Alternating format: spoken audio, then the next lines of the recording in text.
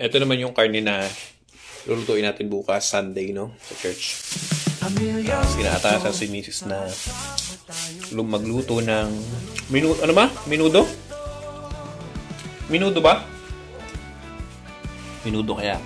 Bumili kami ng ilang kilo to? 4 kilo karning baboy na pang minudo cut. Tapos may atay. Oh, atay ng baboy. Tapos syempre yung mga gulay nito. Medyo price lang yung gulay.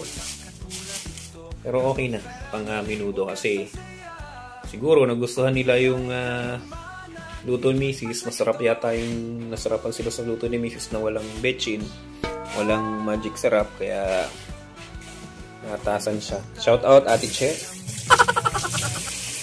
Yan, para sa birthday ng anak ni Ate Che.